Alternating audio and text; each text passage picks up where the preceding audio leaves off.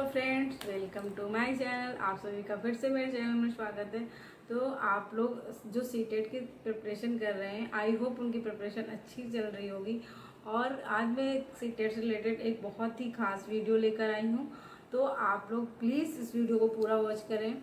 तो आप लोग जैसे सीटेट एग्ज़ाम देने वाले हैं, जो लोग अभी सीटेट दिसंबर देने वाले हैं या फिर इससे आगे भी कोई सीटेट देने वाला है, उसके लिए वीडियो बहुत ही इम्पोर्टेंट होने वाला है। सीटेट पास होने के लिए सिर्फ आप लोगों को 5 टिप्स हैं जो आपको फॉलो करनी है, और सीटेट आपका पास होने से कोई नहीं रोक सकता। मैं 101% गारंटी दे सकती हूँ।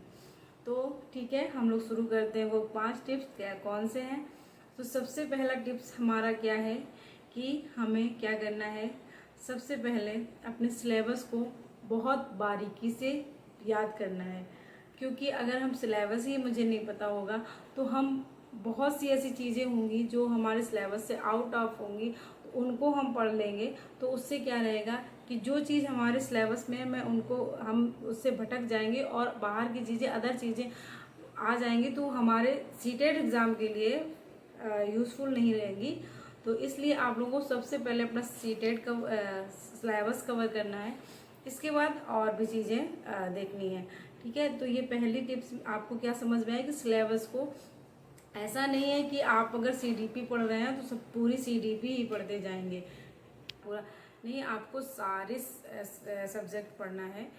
सीडीपी, मैथ, दोनों लैंग्वेज, ईवीएस, संस्कृत, वो जितने भी सब्जेक्ट रहते हैं सारे सब्जेक्ट पढ़ने हैं। और इसके बाद अब बताती हूँ दूसरी टिप्स। ठीक है, और इससे पहले अगर जिसने वीडियो को लाइक नहीं किया वो लाइक कर दे, चैनल को भी सब्सक्राइब कर ले। और मेरे चैनल पर ऐसे ही इंफॉर्मेटिव वीडियो आते रहते हैं, तो प्लीज़ आप लोग ज़्यादा से ज़्यादा लाइक शेयर कमेंट वाला जो भी रहता है सिस्टम, उसको भी पूरा कर दिया करो, क्योंकि आप एक लाइक से मुझे बहुत मोटिवेशन मिलता है। अरे ये कमेंट से अगर आप लोग एक कमेंट्स भी कर देते हैं, उससे मुझे बहुत मोटिवेट मिलता है और मेरा मन ऐसे करता है मैं आप लोगों के लिए ज़्यादा अच्छे से अच्छे वीडियोस बना सकूं। ठीक है, तो हम लोग अपने टिप्स पे चलते हैं।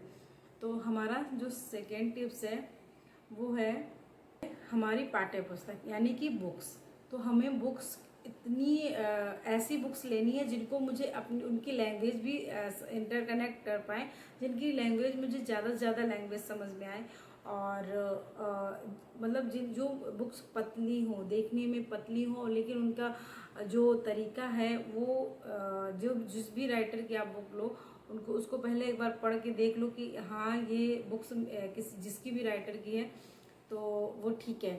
ठीक है, तो जितनी ज़्यादा से पतली बुक्स आप लोग लो कि चीज़ें सारी कवर हो जाएं और मुझे ज़्यादा टाइम ना लगे चीज़ों को पढ़ने में, तो आप लोग क्या करो कि उसके लिए सारी बुक्स पहले से पहले बुक्स को यही हमारा हो जाता है ना कि जितनी पतली हम लेंगे उतना हमें पढ़ने में भी मन लगता है। अब हम अगर मोटी बुक ले लेते हैं ना तो हम खुद इरिटेट होने लगते हैं कि अरे यार इतनी मोटी बुक है, मैं कैसे पढ़ूंगी, और या फिर मैं कैसे पढ़ूंगा और नहीं मेरे से होगी। और अगर पतली बुक होगी ना तो आपको खुद अंदर से लगेगा कि अरे यार इसके 10 ही पेज तो हैं या 20 पेज हैं, इतनी एक दिन में फिनिश करो, इतनी एक महीने मेरी ये बुक पूरी 2 बार मैं इसको एक बार पढ़ लूँगा, दूसरा बार रिविजन भी मार लूँगा। तो इस वजह से मैं बोल रही हूँ कि आपको बुक्स पे ध्यान देना है कि हमारा जो बुक्स वाला मटेरियल रहता है तो वो जितना कम से कम हो उतना ही। ठीक है, सिलेबस हो गया, सिलेबस को आपको बहुत अच्छे से चीज़ें याद करनी है कि सिलेबस में हमारी ये है। तो आप जो बुक्स पढ़ोगे तो आपको पता रहेगा ना कि ये चीज़ हमारे सिलेबस में है, तो मुझे इस चीज़ पे मुझे फोकस देना है। ठीक है, तो हमारी ये हो गई सेकेंड टिप्स। अगर आप लोगों को कुछ चीज़ें ना समझ में आया करो तो प्लीज़ कमेंट में बता दिया करो, तो मैं और अच्छे से उनको दूसरी बार और अच्छे से समझाने की कोशिश किया करूँगी। जो तीसरी टिप्स है वो हमारी एनसीईआरटी। जो एनसीईआरटी है ना उसको ऐसे समझ लो ये मेरी रामबाण है, उसको घोल के ऐसे पी जाओ। ठीक है, एनसीईआरटी के लिए बता रही हूँ। अगर आपको सीटेट अगर पास होना है, देखो पास तो सभी लोग हो जाते हैं कि किसी के 82 नंबर आ गए, जैसे जनरल वालों को 90 नंबर से पासिंग मार्क्स रहते हैं, और ओबीसी SC ST वालों को 82 नंबर यानी 82 नंबर से पासिंग मार्क्स रहते हैं। तो पास होने को यार देखो बहुत से लोग पास हो जाते हैं, पास होने में ज़्यादा वो नहीं है, ये कोई कंपटीशन वाला एग्ज़ाम नहीं रहता है, ये सिर्फ पासिंग वाला मार्क्स एग्ज़ाम रहता है कि आपको सिर्फ पास होना है इसमें। ना इसमें कोई निगेटिव मार्किंग रहती है। तो इसलिए आप लोगों को पास तो नहीं होना है, लेकिन अच्छे से ज़्यादा अच्छा से अच्छा स्कोर लाना है। ठीक है, जितना अच्छा आप स्कोर लाएंगे फ्यूचर के लिए आपके अच्छा रहेगा, और अदर एग्ज़ाम के लिए भी आपकी अच्छी से प्रिपरेशन होती चली जाएगी। तो इसलिए मैं बोल रही हूँ कि आपको पासिंग मार्क्स नहीं, अपना स्कोर ज़्यादा से अच्छा बनाना है। तो आप लोग जितनी एनसीईआरटी को जितना अच्छे से पढ़ लोगे, जो पीआरटी के लिए जो सीटेट का एग्ज़ाम देने वाले हैं, तो पीआरटी के लिए आपको क्या 1 to 5 की जितनी भी एनसीईआरटी है उतना पूरा रट लेना है। और मैं तो कहती हूँ आप लोग नोट्स भी बनाते जाओ साथ में। तो नोट्स क्या रहते हैं कि आप नोट्स अपने हाथ के नोट्स रहते हैं, तो वो लिमिटेड चीज़ें इसमें लिखी होती हैं। तो अगर आप दोबारा रिवीजन करोगे तो आपके माइंड में वो फटाक से चीज़ें आ जाएंगी। और जो जूनियर के लिए कर रहे हैं वो 6 to 8 की एनसीईआरटी है, उसको पूरी एनसीईआरटी उसको पढ़ डालिएगा। ठीक है, तो यही हो गया कि हमारा तीसरा टिप्स क्या था कि एनसीईआरटी हमको बहुत अच्छे से पढ़ना है। और फिर हमारा चौथा टिप्स ये है कि आप मॉक टेस्ट लगाइए। आपको मॉक टेस्ट कब लगाना है, कैसे लगाना है, इस बारे में आप लोगों को मॉक टेस्ट ऐसे नहीं लगाना है कि जैसे मैंने प्रिपरेशन शुरू करी और बस मॉक टेस्ट लगाना शुरू कर दिया। तो अगर आप ऐसे मॉक टेस्ट लगाएंगे तो आप शुरू में ही डिमोटिवेट हो जाएंगे। आप लोगों को मॉक टेस्ट ऐसे नहीं लगाना है। आप जैसे कि जब सिलेबस अपना रहता है, तो सिलेबस जब हमारा आधा कंप्लीट हो जाए या कंप्लीट होने कगार पर हो, तब आपको मॉक टेस्ट लगाना चाहिए। रिवीजन करने का टाइम नहीं बता रही हूँ, अभी कम से कम 2-3 महीने का टाइम है। तो अभी ये बता रही हूँ कि आप लोग मॉक टेस्ट लगाइए, लेकिन अभी मत लगाइएगा।